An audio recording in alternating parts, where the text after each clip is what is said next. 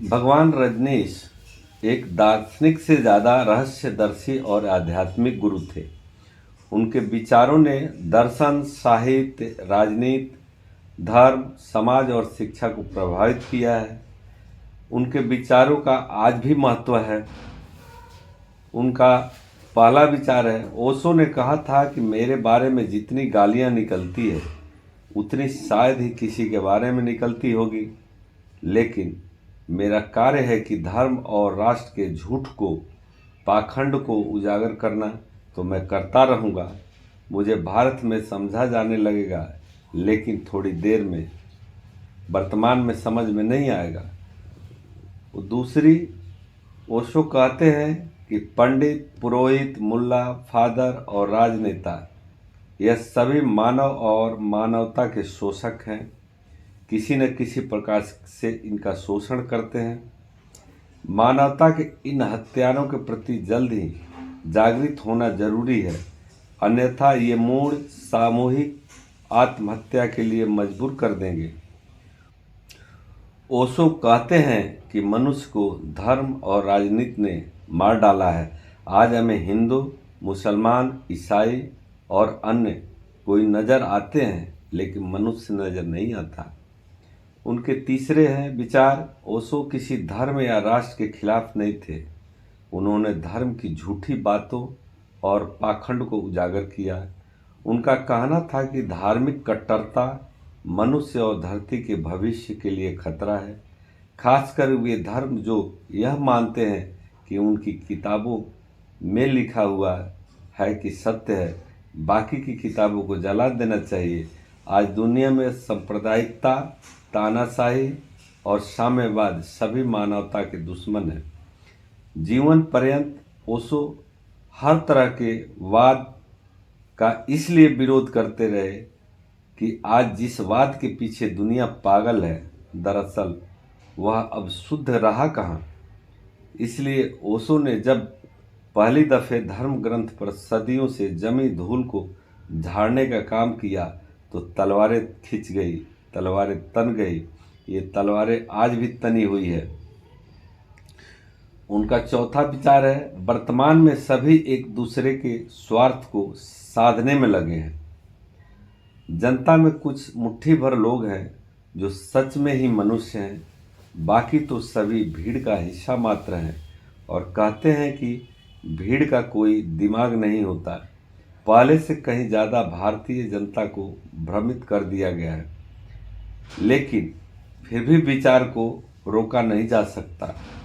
नकली साधुओं की फौज जो ओशो जैसी ही दाढ़ी और चोंगा पहनकर प्रवचन देने लगी है, वे भीतर से कितने खोखले हैं यह तो वे ही जानते होंगे। आखिर स्वयं से कब तक बचेंगे। उन्होंने धर्म का सत्यानाश करके रख दिया है। उनके पांचवें विचार है, ओशो ने सैकड़ों पुस्तकें लिखी, हजारों प्रवचन दिए। उनके प्रवचनों, पुस्तकों, ऑडियो कैसेट, वीडियो कैसेट के रूप में उपलब्ध है। उन्होंने अपने क्रांतिकारी विचारों से दुनिया भर के वैज्ञानिकों, बुद्धिजीवियों, साहित्यकारों को प्रभावित किया।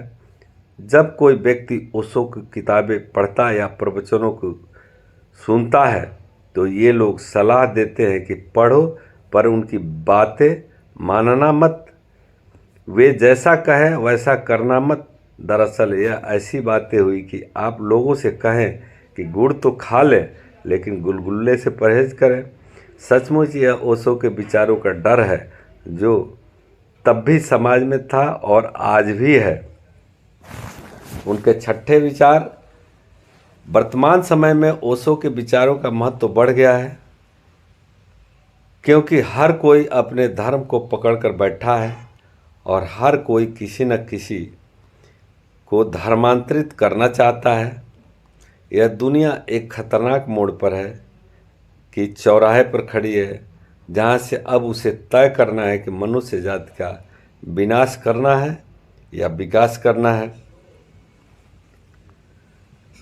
वर्तमान समय में ओशो के विचारों का बहुत ज़्यादा महत्व है।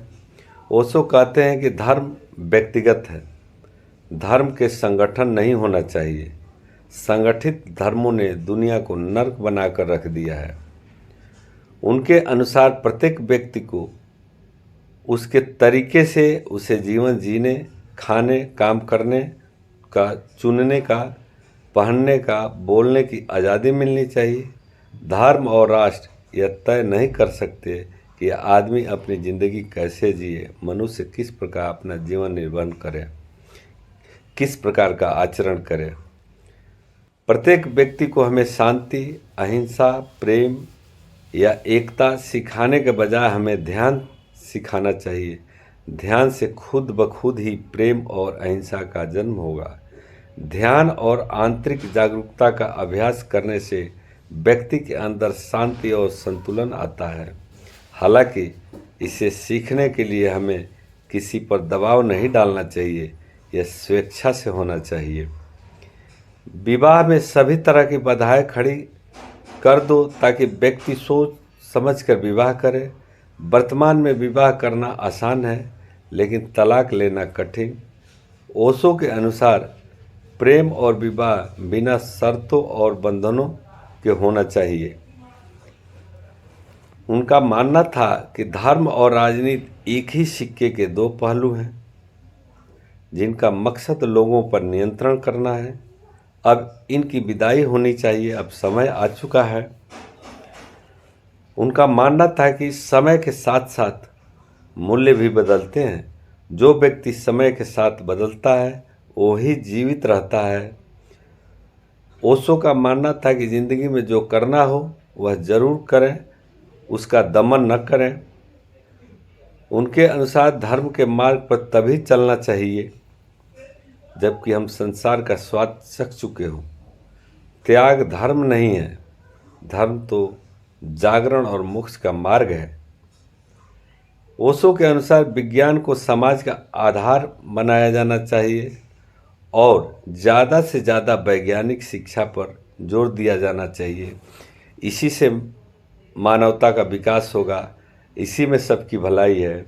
ओशो के अनुसार व्यक्ति में कुछ पाने नहीं, कुछ करने और कुछ खोजने की प्रवृत्ति होनी चाहिए।